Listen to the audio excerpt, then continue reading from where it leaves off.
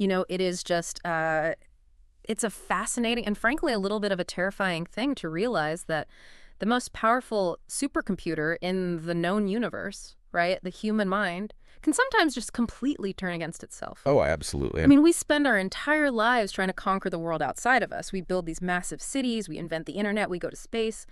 But so often the real battle, the most profound traumas and the deepest fears, they are just entirely locked inside our own heads. Yeah, that is so true. It's like being trapped in a haunted house, but the twist is, you are the house. The ghost is just your own nervous system kind of misfiring. Oh, wow. That is such a profound way to frame it. The mind really is a haunted house where we are somehow both the architect and the prisoner at the same time. Yeah. Because when we talk about fear, we aren't just talking about, the evolutionary reflex of being startled by a loud noise in the woods. Right, like a bear jumping out. Exactly. We are talking about the intricate architecture of the mind, how it builds these massive invisible walls around us, and more importantly, how we can eventually find the strength to recognize those walls for what they actually are, tear them down, and heal. And that psychological architecture is exactly the mystery we are detoting today. I am Professor Paolo Edson. And I am Professor Rachel Barbiewire. And today is Thursday, August 20th, 2026. We are broadcasting directly into the curriculum of the English Conversations course, specifically looking at the incredible insights from Group T262. We are so thrilled to be guiding you through this material. And for those tracking the journey, we represent AcademiaBSB Cursos Intelligentes. That's right. We specialize in teaching adults with established, demanding careers. We do this through our online live classes, using our proprietary methodology and original material that you can always find right there on our platform. Vocês estão sintonizados no podcast AcadFM da Escola de Inglês AcademiaBSB, and today's deep dive is heavily inspired by a recent, just deeply insightful class with our stellar student, Sandra Teixeira. Yes, Sandra did amazing work. She really did.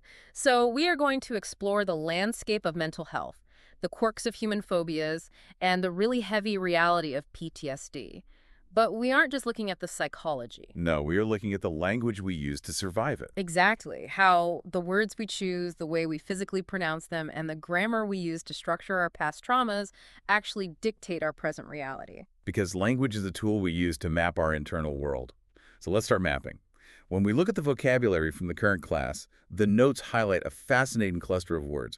We have pain, burglar, weird, bark, counterparts, maintaining employment, and then the spatial dimensions of height, width, length, and depth. I have to start with the word weird, because honestly, isn't weird the absolute perfect word to describe human phobias? It really is. I mean, humans are the only species on the planet that can sit in a perfectly safe, climate-controlled, locked living room, drinking a nice latte, and suddenly experience a racing heart and a cold sweat because they just thought about a spider that isn't even in the room. That is such a funny image, but it's so true. We are a wonderfully, incredibly weird species.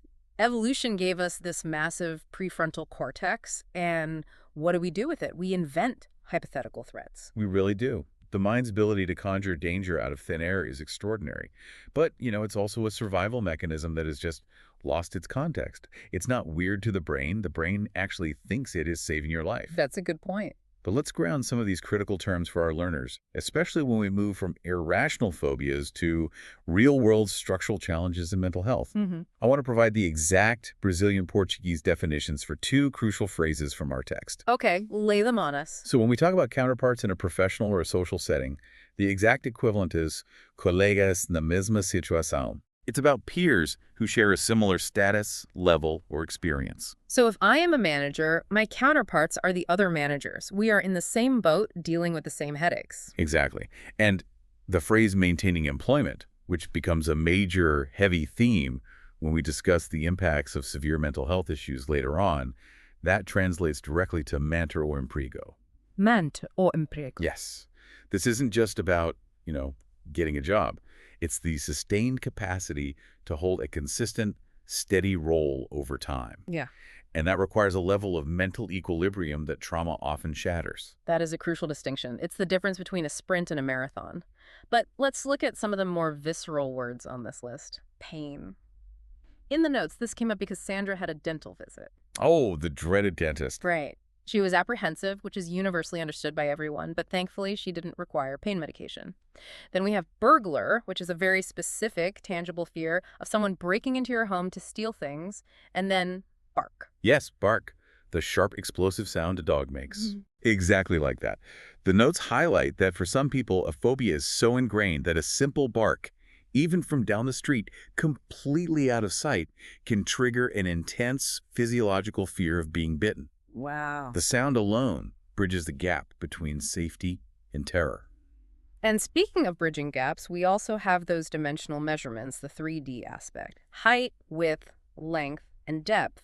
This is where language gets really physical. Yes, it does. If you want to know the height, you are looking at the vertical axis asking how tall. Width is the horizontal spread, how wide. Length is the distance from end to end, how long. But depth is psychologically interesting. It is. Depth implies going beneath the surface. You wouldn't ask how tall a swimming pool is or how tall the ocean is. You ask how deep it is. It's a measurement of penetration into a space. Which perfectly mirrors what we are doing with the mind today. We're looking at the depth of the subconscious. I love that connection. But before we get too philosophical, I want to pivot to the vocabulary from the past class because there's a real linguistic puzzle here. Well, let's hear it. The words are hometown, carrier, disease, sick, and ill. And I'm genuinely stuck on some of these nuances. So let's do a role play to resolve this, just like Sandra did in her class exercises. Okay, I love a good spontaneous role play. Let's dive in. I will play the role of a highly anxious, slightly confused traveler at an airport information desk, and you play the medical professional who just happens to be standing nearby. Perfect. I am ready with my imaginary stethoscope. All right, here we go. Excuse me, doctor. Thank goodness you are here. I am traveling back to my hometown, but I feel absolutely terrible. I think the airline, the baggage carrier, lost my luggage in the rain, and I was freezing. Oh, no. And on top of that, I feel really sick. Or, wait, maybe I am ill? Is there a disease going around this airport? Oh my gosh, am I a carrier now? Okay, traveler, let's take a collective breath and break down this panic attack. First, let's clarify your location. Your hometown is simply the city where you were born or where you grew up. It's your origin point. Okay, hometown, origin point. Got it. Now, you use the word carrier twice in a sheer panic, and this is where context is everything. An airline or a baggage handler is a carrier of luggage. They transport physical items. Right, they carry my bags. But in a medical context, and tying this directly to Sandra's background as a health professional, a carrier is a person who has a pathogen or genetic mutation and can pass it to others, even if they never show symptoms themselves. Oh, like Typhoid Mary? Think exactly of Typhoid Mary in the early 1900s. She was a carrier. She felt perfectly fine. But she spread the disease to everyone she cooked for. Oh, wow. So the word entirely shifts dimensions based on the context. I'm either a company moving suitcases or a silent biological threat to society. Precisely. Now, to address your hypochondria regarding sick versus ill, Yes, please. they're often used interchangeably in casual conversation, but there is a nuance. Ill tends to be used for more formal, longer-term, or serious medical conditions. Sick is often used for short-term, temporary ailments like a cold, a fever, or, an upset stomach from airport food. That makes a lot of sense. And a disease is a specific, scientifically diagnosed condition caused by an infection or internal failure, like malaria or heart disease. Yeah. It's not just a temporary feeling of being unwell. Okay, that clears the fog completely. If I have a 24-hour stomach bug, I am sick. If I have a chronic diagnosed autoimmune condition, I am ill with a disease. Exactly. You survived the airport clinic. I feel much better. But, when your brain is battling to understand the difference between sick, ill, and disease, it is exhausting. And that fatigue is exactly what leads us to our next major hurdle, which is pronunciation. Well, pronunciation is the real battlefield. It is. Because knowing the definition of a word is only half the battle. If your mouth cannot physically produce the right acoustic resonance, the word is basically useless. The physical mechanics of language are so often overlooked. Let's review the past class pronunciation challenges first. We need to contrast a few notorious pairs. We have flip versus sleep, leather versus ladder, sick versus seek, and high versus height. Oh, these are the classic glorious traps for Brazilian speakers. Let's talk about the actual anatomy of this. Take slip and sleep. And sick and seek. The difference here is entirely about mouth tension and the duration of the vowel. It is pure muscle mechanics. Right. For the short I in slip and sick, your mouth must be completely relaxed. Your jaw drops just a tiny fraction of an inch, the tongue is loose, and the sound is sharp and quick. Slip, sick. Okay, slip, sick. Perfect. But for the long E sound in sleep and seek, you have to actively engage your zygomaticus muscles. My what muscles? Your smiling muscles. Your mouth actually has to widen into a physical smile. Your lips pull back, the muscles tense, and the sound stretches out like an elastic band. Sleep. Seek. Oh, wow, the smile is the secret mechanism. It changes the entire resonance chamber of your mouth. If you aren't smiling, you aren't sleeping. That is a great rule of thumb. I love that elastic band analogy, too. Slip is a snapped band, sleep is a stretched band. But my absolute favorite pair on this list is leather versus ladder, because the stakes are so incredibly high. The stakes are always high in a hardware store. Exactly. Imagine you walk into a home improvement store and you confidently say, "Excuse me, I need to buy a leather to climb up to my roof." Oh, no. The employee is going to freeze and look at you like you have lost your mind. They'll be like, "Sir, we sell tools. We don't sell cowhide for your weird roofing project." It's a hilarious image, but it really highlights a fundamental phonetic clash. Leather contains the voiced sound. Your tongue must physically protrude and vibrate between your upper and lower teeth. Ugh. Lever. Leather. Ladder, on the other hand, utilizes the hard D sound, where the tip of your tongue sharply taps the alveolar ridge, which is the roof of your mouth right behind your top teeth. Ladder. Ladder. The vowel sounds differ too, obviously, but that consonant swap is what causes the hardware store emergency. And we can't forget high versus height. Right. High ends on a completely open vowel sound. It just floats away into the air. High. High. But height, the measurement we discussed earlier, requires you to abruptly stop that airflow and clearly articulate a crisped T at the very end. Height. Beautifully explained. Now let's fast forward to the pronunciation challenges for the current class. The words are heavy, which fits our theme perfectly. Judged, phobia, severe, anxiety, suicide, and susceptible. Those are weighty words. They are. Let's read each one clearly and contextualize them within the realm of mental health. First up, judged. People with social anxiety often fear being judged by society. Notice the mechanics there. It is one solid syllable. Judged, not judge. The E is entirely silent. It's just serving to soften the G. Exactly. Next is phobia. Arachnophobia is a paralyzing phobia of spiders. Ugh, spiders. Then we have severe. Notice the stress on the second syllable, C-V-R-E. Untreated PTSD can cause severe emotional distress. Next is anxiety. Cognitive behavioral therapy can help patients manage chronic anxiety. Suicide. It is a moral imperative to provide immediate, accessible support to those at risk of suicide. And finally, susceptible. Because of the environment they operate in, military veterans are highly susceptible to developing post-traumatic stress. Now, in the midst of these heavy topics, we also have to navigate some linguistic landmines, right? What we call false similarities that constantly trip up Brazilian students. Let's look at the words show and shown. This one is so deceptive. Show ends in an O sound. Yeah. You would logically think that adding an N to make shown might change the vowel, but it doesn't. Not at all. Shown just attaches an N to that exact same O sound. It rhymes perfectly with bone or phone. All right. It is absolutely not pronounced Sean. Right, it's not Sean. And then we have perhaps the most dangerous trap in the entire corporate English lexicon. Lower versus lawyer. Oh, this one hurts to hear. I hear this in corporate meetings all the time. Let's look at the root words.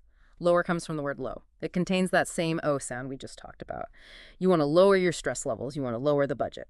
Okay. Lawyer, the highly paid legal professional, comes from the word law. It has the ah sound originating deep in the throat, followed by a sound. Lawyer. Lawyer. If you confuse the vowels, you might accidentally tell your CEO that you want to hire a lawyer to handle a contract. Which makes zero sense. Exactly. Or you ask your team to lawyer their voices because they are being too loud. It is a subtle shift in the shape of the oral cavity, but in a boardroom, it changes your professional image entirely. It really does. And speaking of professional image, navigating these phonetic traps while balancing a full-time career is incredibly taxing. Which brings me to a thought for our adult learners right now. Oh, yes. It is time for some Mensagens Motivationes. We want to speak directly to the adult learners tuning in today. We see you. We really see the reality of your schedule. We know exactly what your day looks like. You woke up before the sun, you manage the household, you navigated traffic, and you put in a grueling 8 or 10-hour shift at your career. Yeah, dealing with complex meetings, endless emails, and high-stakes deadlines. You are juggling family responsibilities, financial pressures, and personal lives. And yet, despite all of that friction, here you are. You showed up. You are actively pushing your brain's neuroplasticity. You are forcing your mind to absorb new phonetics, entirely new grammatical structures, and new ways of perceiving reality, all while running on a profoundly tight schedule. We know it is not easy. There are days when the fatigue sets in and you just want to close the laptop and surrender to the couch. Oh, I've been there. We all have. Yeah. But every single time you log in, every time you force your mouth to practice the difference between lawyer and lower, you are laying a brick in the foundation of a much bigger future for yourself. The effort you are putting in right now, in the quiet, exhausted margins of your busy life, is the exact defining metric that separates those who merely wish for growth from those who actively achieve it. Keep pushing forward. What you are doing is executive-level commitment. Welcome back to the Deep Dive, everyone. We are so energized by your commitment, and we are ready to keep exploring. We really are. Reviewing the detailed notes from Sandra's class, there was a brilliant, highly relatable moment that stood out to me. We were unpacking phobias, right? And Sandra was explaining her fears. And let's be clear, she is a remarkably brave woman. She has a background as a healthcare worker, meaning she is not afraid of needles, blood, or high-pressure medical situations. Not at all. But she openly admitted a real visceral fear of swimming and a very strong, pervasive fear of burglars. And hearing her vulnerability, I had to admit my own deepest, darkest, most terrifying phobia in the middle of the class. I saw this documented in the notes, and I couldn't stop laughing. It's true, though. My absolute biggest fear as a teacher, the thing that triggers my fight or flight response, is my students not doing their homework. A classic teacher phobia. The thought of it literally keeps me up at night. I start sweating in the dark, wondering, did Sandra finish the reading module? Did she review the present perfect? It is a clinically diagnosable phobia, I swear. I believe you. But returning to a serious note, Sandra was genuinely worried about burglars, and I had to use a specific linguistic structure to reassure her. I told her that comparing to other cities, Brasilia is safe. That is a wonderful grounding comparison. Yeah. And before we move forward, let's do a rapid-fire recap of what we've mapped out so far. Let's do it. We explored the spatial dimensions of height, depth, width, and length. We defined the professional bounds of counterparts and the challenge of maintaining employment. We untangled the muscular mechanics of slip versus sleep and the boardroom danger of lower versus lawyer. Which flows perfectly into our next phase, which is use of language. Because language isn't always about absolutes. Right. Sometimes we need to operate in the gray areas.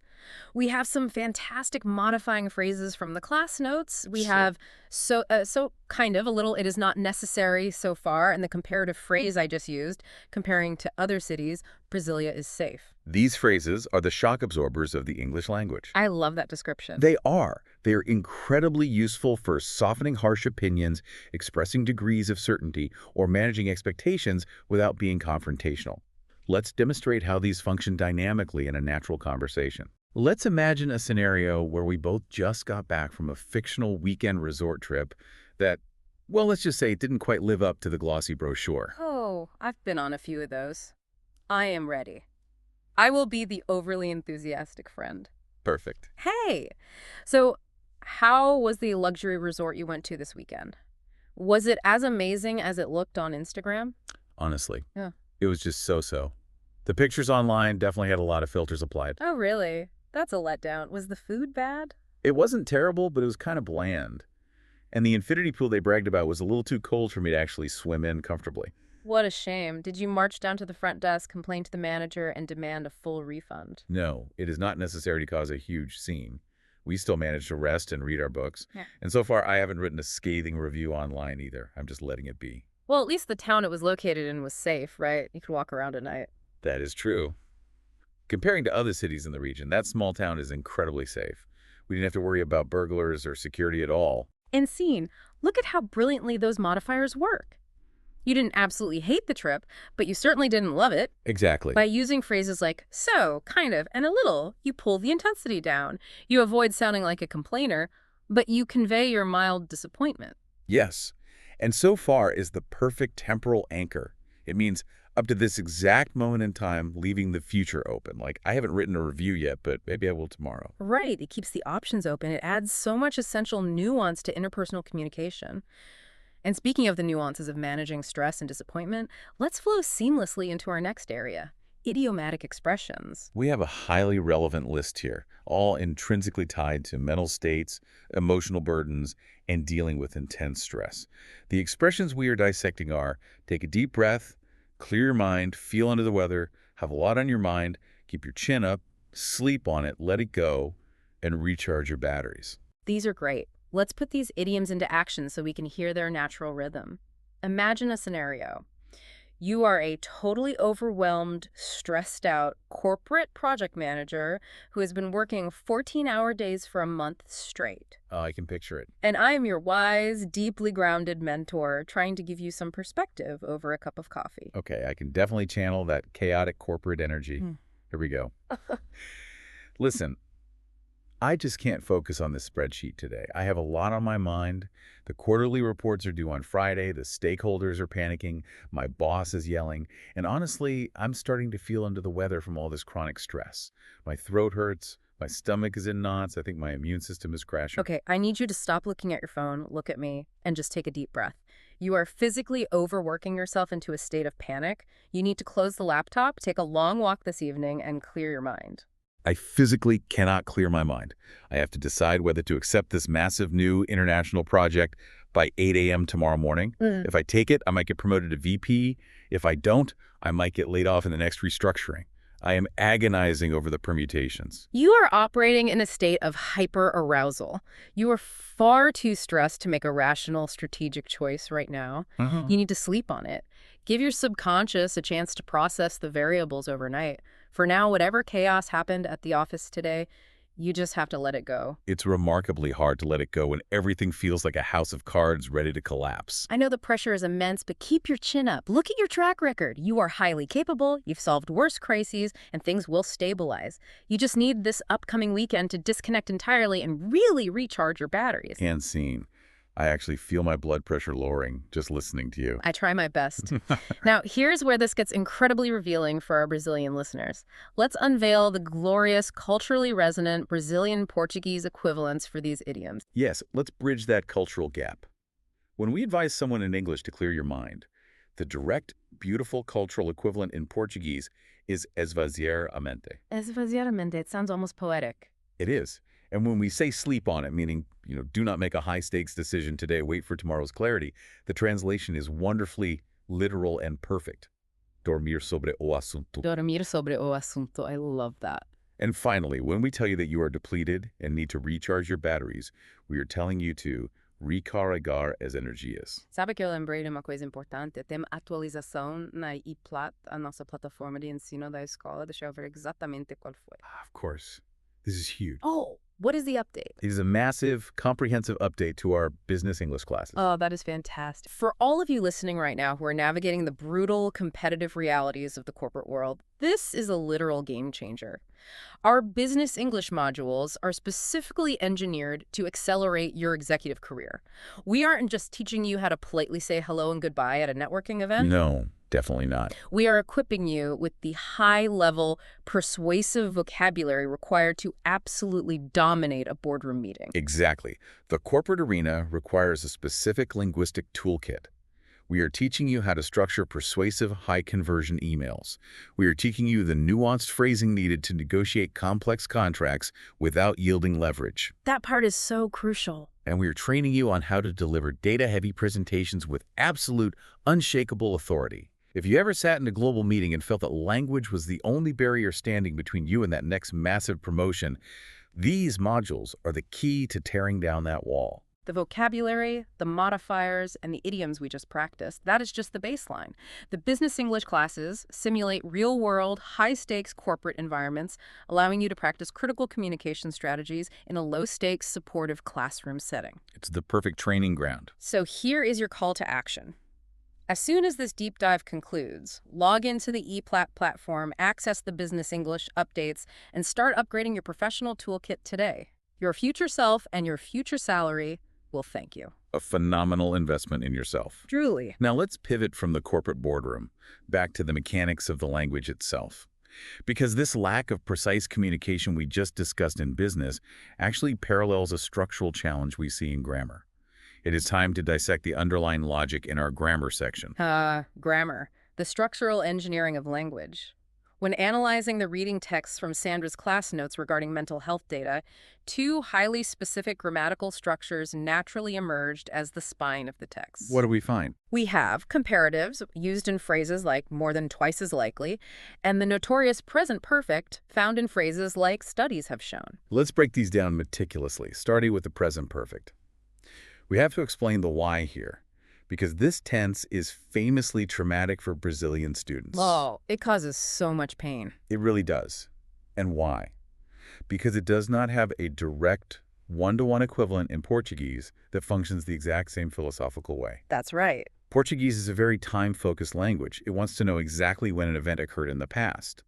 English, however, uses the present perfect when it only cares about the result right now. The present impact. Exactly. The rule is we use the present perfect to talk about actions that happened at an unspecified time in the past, but possess a hard, undeniable connection to the present moment.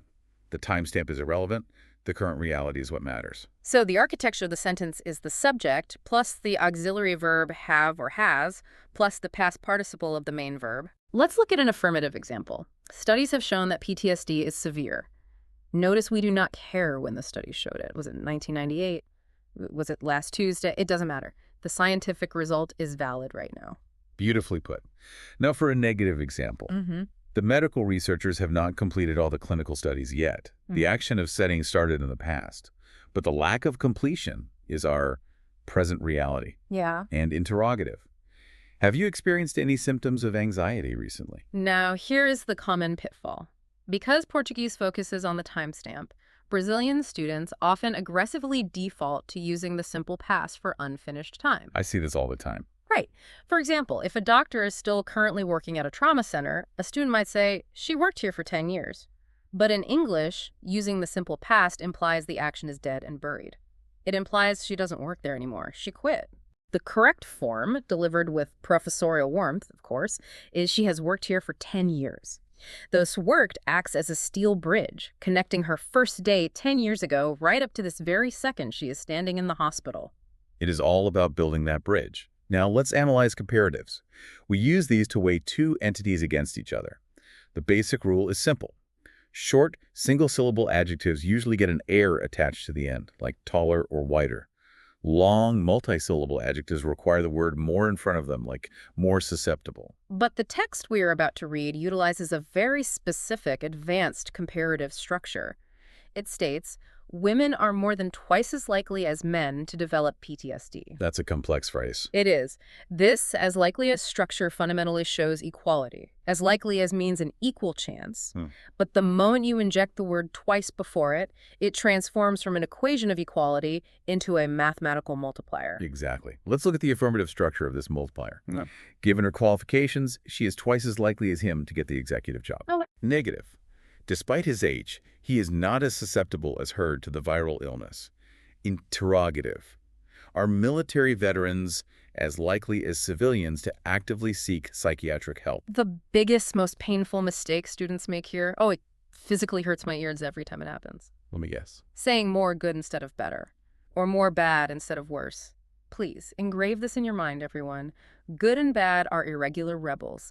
They refuse to follow the air or more rules. It is always better and worse. Excellent, critical reminders. Now, it is time to take this vocabulary, these phonetic mechanics, and this grammatical logic, and apply them to the heavy substance of the lesson. We are moving into the reading and debate section. The text we are analyzing from readtheory.org covers general fears first. Your standard arachnophobia, claustrophobia, heights, things like that. And then it dives incredibly deeply into the mechanics of post-traumatic stress disorder, or PTSD. I will read a key excerpt from the text to set the baseline for our debate. The text states, although PTSD can affect any individual, military veterans are especially susceptible to this debilitating affliction. Furthermore, within this population, women are more than twice as likely as men to develop PTSD. Some experts have theorized that low unit cohesion is a major factor. Pervasive male prejudice against women is another factor that can diminish unit cohesion for female soldiers. Okay, let's really unpack the mechanics of this data, because as readers, we shouldn't just accept text passively. We need to question the methodology. Absolutely. I want to play devil's advocate here for a moment and push back on the categorical claims made by these researchers.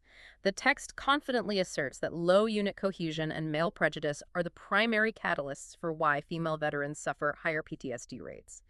But I have to ask, from a purely statistical standpoint, are we absolutely sure that is the whole picture? What do you mean? Well, could the inherent sample sizes be severely skewing this data? I mean, if women make up a drastically smaller percentage of the armed forces to begin with, statistical anomalies and margins of error become much more pronounced. That fair? Furthermore, what about sociological reporting expectations outside the military? Are women, sociologically speaking, perhaps more conditioned or encouraged by society to vocalize and report emotional distress than men are? Could it be that the reported rates are higher for women, while the actual occurrence rates for men are identical but hidden due to male stoicism? Those are incredibly valid, rigorous analytical questions, Hmm. and it's critical that we synthesize the data provided in the text objectively without jumping to conclusions. Right. The text itself actually acknowledges the mathematical sample size issue you just raised. Yeah. It notes that women currently make up only about 20% of the armed forces. Mm. That relative paucity, which is the formal term the text uses for scarcity, Mm. inherently creates an environment where women are a stark minority. Yeah. Structurally speaking, being a 20% minority makes building organic, mutual bonds of friendship and reliance, which the military calls unit cohesion, mathematically and socially more difficult. Right. So before we even look at psychology, it's a structural demographic numbers game. If there are fewer peers who share your exact lived experience, your support network is inherently weaker. Precisely. Furthermore, the text contextualizes this with historical data. Historically, over the last century, female soldiers have had to fight systemic battles simply to be counted as equals on the battlefield long before they even faced an enemy. Which adds a whole other layer of stress. Exactly. Yeah. This isn't merely about modern interpersonal dynamics. It is the heavy historical legacy of a massive institution slowly adjusting to integration. But the most vital point connects directly back to Sandra's professional background in healthcare. Oh, how? She noted during class that patients presenting with PTSD come in wildly different variations. Some are catatonic and calm, others are highly reactive and aggressive. The text argues that the absolute biggest impediment to treating female veterans is the sheer lack of specific research targeting female biology and psychology. Without clinical studies that solely isolate and target women, the medical community is forced to treat female veterans using protocols, dosages, and psychological baselines gathered almost exclusively from male subjects. That is the aha moment right there. So whether the root cause is structural unit cohesion, the weight of historical prejudice, or just a massive glaring gap in gender-specific medical research, the conclusion of the text remains solid. Yes. The current medical treatment protocols simply aren't fully addressing the reality of the female experience. It is a profound systemic lack of tailored data. Exactly. The text emphasizes a purely objective conclusion. Before adequate life-saving care can be provided to these veterans, the medical community must foster a greater, data-driven understanding of the root causes specific to women. It's not an ideological statement, it's an objective call for more targeted scientific research. What a phenomenal, rigorous breakdown of the text. And speaking of phenomenal performances, we are transitioning into our wrap-up. I have to take a dedicated moment to highlight the work of Sandra Teixeira and the entirety of Group T262. Their performance during this heavy linguistic analysis was absolutely stellar. It truly was. The core metric we look at, the oral fluency and speech engagement span, hit a staggering 55 minutes for this class. That's incredible. Now, that is 55 minutes of intense, sustained, complex language production regarding medical and psychological concepts. You are absolutely, undeniably on the right path to firmly cementing your CEFRL B1 level. You are putting in the executive level work, and the metrics are proving it. And speaking of quantifiable metrics, let's look at the phonetic deviation ratio. This data point is incredible. When comparing the pronunciation errors from the past class to the current class, we registered a negative 75% drop in errors. A massive 75% improvement. Your focused, repetitive practice on those tricky vowel mechanics, stretching the mouth for sleep, and mastering those consonant endings is literally rewriting your neurological muscle memory. It is data-driven, undeniable success. And to neatly wrap up our grammar discussion, we always want to ensure clear academic bibliographic references. The structures we dissected today, the comparative multipliers, and the philosophical logic of the present perfect align perfectly with standard Cambridge grammar Yes, frameworks. they do. Furthermore, the intense reading texts we debated regarding PTSD are sourced directly from readtheory.org, which is a premier tool for building advanced reading comprehension. Which brings us to a glimpse of the future. It is time for our upcoming linguistic scope. Yes. Next week, we are diving into a deceptively simple yet incredibly powerful grammatical structure. Used to. It is only 2 little words, but it carries an immense amount of temporal weight and nostalgia. Think about it this way. I used to fear the dark. She used to work in the trauma ward. It establishes a reality that is dead and gone. But what happens when a past habit, something you confidently thought you used to do, suddenly creeps back into your present life? Ooh. What happens linguistically when the past refuses to stay buried? We will uncover that exact grammatical mystery in our next deep dive. I love a good linguistic cliffhanger. But before we officially sign off, we need to celebrate the hard numbers. It is time for our gamification break. Yes. Let's check the executive scoreboard. We are looking at the Estrellas Ganas Hoje, the stars earned today. And the final calculations are in. Group T262 has earned an incredible 18 stars. 18 stars. In the context of our adult learning benchmarks, that is a massive achievement. We want to enthusiastically commend the students for absolutely dominating the vocabulary metrics this week. You successfully integrated 32 new, highly complex vocabulary words in this session alone, bringing your comprehensive working lexicon up to an astonishing 914 words. That is so close to 1,000. You are so close to breaking that elite 1,000-word barrier. Keep that intellectual momentum surging. To close out today's profound theme on the architecture of fear, the resilience of the mind, and the trauma of the past, I want to leave you with a haunting thought from classic international English literature. It comes from Mary Shelley's groundbreaking masterpiece, Frankenstein, published in 1818. She wrote, "Nothing is so painful to the human mind as a great and sudden change." Wow. That hits incredibly hard, especially considering the mechanics of trauma we debated today. It does. When we critically contextualize that specific 19th century quote within our modern scientific discussion of PTSD, it makes absolute terrifying sense. Yeah. PTSD is, at its core, the mind's inability to process a great, sudden, and terrifying change in reality, a trauma. The mind adapts to that sudden terror by keeping the body locked in a constant state of hypervigilance, acting as if the sudden change is still happening every single day. Right. Healing, therefore, is the incredibly slow, brave process of teaching the mind that it is finally safe to accept the present reality. What an incredibly poignant, powerful insight to end on. Thank you all for dedicating your time and energy to joining us on this deep dive. Keep practicing your phonetics, keep pushing your cognitive boundaries, and as always, Remember, it's not only about the language, it's all about communication.